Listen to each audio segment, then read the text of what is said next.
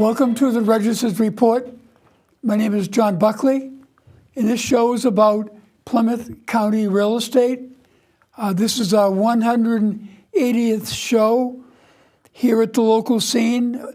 Over many years, we try to do one show a month and share the real estate activity with the public.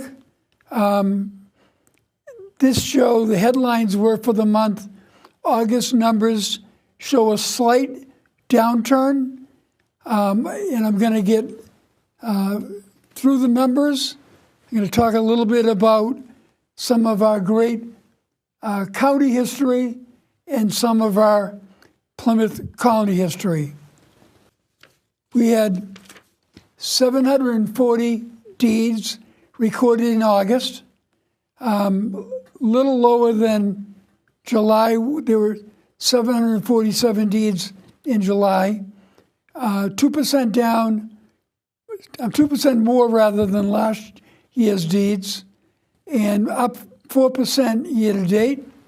The average sale price for this month is still very high. We have a lot of diverse communities from Hingham to Rockland to Abington to Marion, Mattapoisett, and sales are in some communities are larger than others, but still that's a very high sale price, average sale price. Next, you're going to see a chart of all the deeds and unit deeds sold, unit deeds being condos for all 27 communities in Plymouth County. Plymouth and Brockton are usually the highest number of sales, but every community has had sales of property over the month of August. The next image you're going to see is of mortgages. Mortgages have trended pretty high as of late. We're expecting that may continue. The Federal Reserve, as many people are aware, dropped the federal funds rate by a quarter point. Doesn't sound significant, but some lenders have already started dropping the rates. We had 1,305 mortgages recorded in August, less than the 1,377 in July. However, 12% more than the 1,264 last August. In year to date, we're still up 10%. The next image you're going to see is of foreclosure deeds. So we continue to track the foreclosure recording process in Plymouth County. Many people remember in 2008, there was a meltdown. In years prior to that, there had been a lot of refinances. A lot of people had refinanced 3 times and found themselves underwater when the property values dropped. We're not seeing those issues now. For example, in August, across the whole 27 communities in Plymouth County, there are only 9 foreclosure deeds, more than the 4 in July, but still 29% less than last August. And year to date, we're down 23%.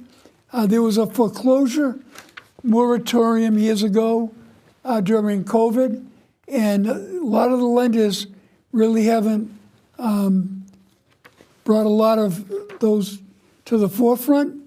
You'll see a little higher number in the next bar chart, which are foreclosure notices. A foreclosure deed is when someone has lost the ownership of their property to their lender, whoever their mortgage holder was. Foreclosure notice is the first document we see at the registry that shows someone's in difficulty. Someone gets an order of notice sent to them and is recorded at the registry of deeds.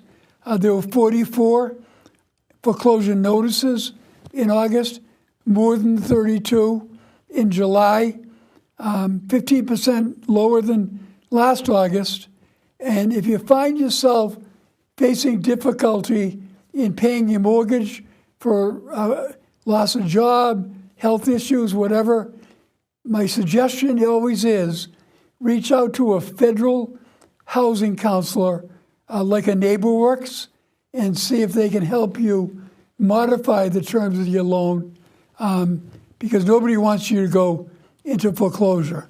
It is bad for you, it's bad for the marketplace, bad for your community. And the next image you're going to see is a listing of foreclosure deeds and foreclosure orders and notice for all the 27 communities. You can see in that chart there are still a lot of zeros there. Again, because lenders aren't really pursuing those at the pace they did years ago. You'll see many times Brockton with 11 orders of notice, in Plymouth with 5, which are also the higher recording communities, tend to lead the pack. But keep your eye out for you, your friends, your relatives, and just don't let it go. Don't ignore it. If you find yourself in trouble, reach out and try to get some help. I always like to highlight that we offer a free property fraud alert. A lot of people are concerned. They see a lot on the television, a lot in the news about foreclosure fraud issues. It's not all that prevalent in Plymouth County. However, if you go onto our website, PlymouthDeeds.org, and go to our resources section, you can sign up for free for our foreclosure, for our fraud alert. Our fraud alert. You'll put in your email and the information into that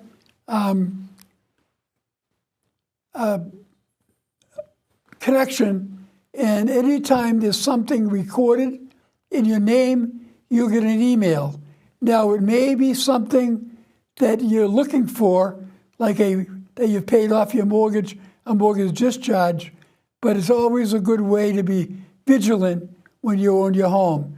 There are a lot of people trying to take advantage of your assets, and for most people, their home is their most valuable asset. So take advantage of this. We have thousands of people that have signed up for this and have found it to be a helpful resource. Also be alert for scams when people tell you, we'll get you a copy of your deed for $30, because you can get a copy of your deed, call our customer service department, or go to one of our satellites. We can get it for $1 a page, and don't get sucked into those scams.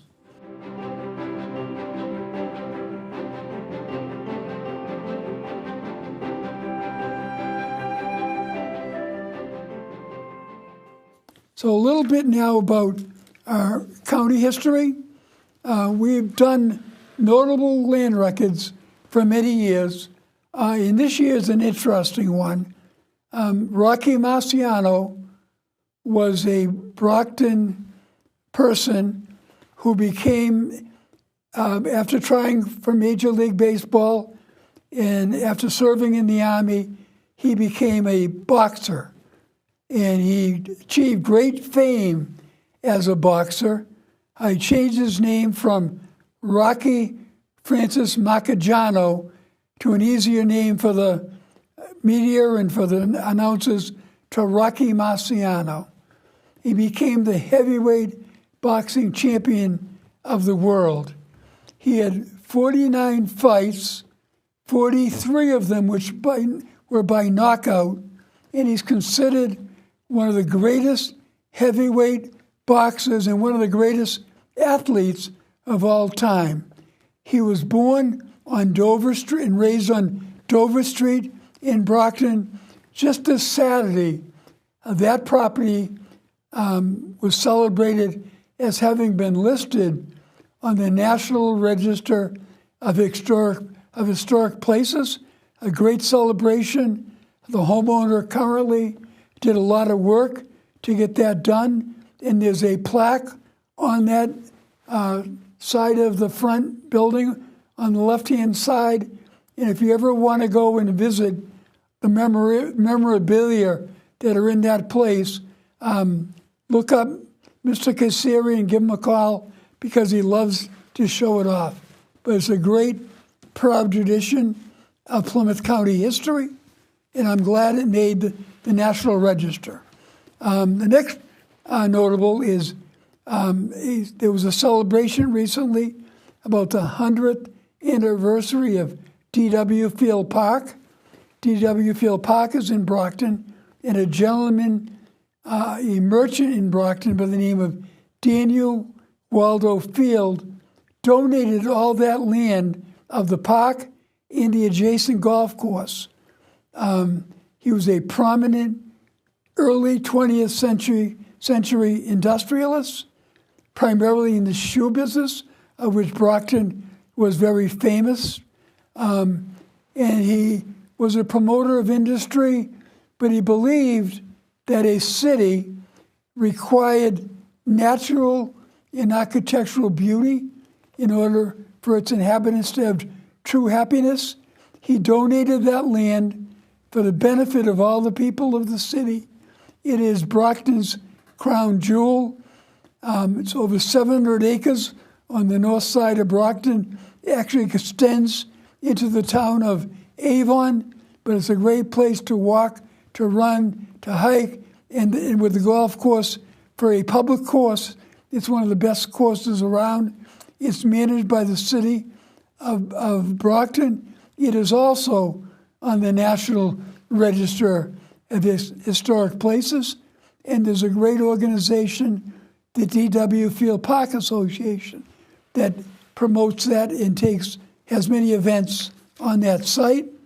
Another person we're going to highlight from the town of Whitman had a very important anniversary, and Ruth Graves Wakefield was a person that owned a restaurant in Whitman on Route 18, heading from Whitman into East Bridgewater.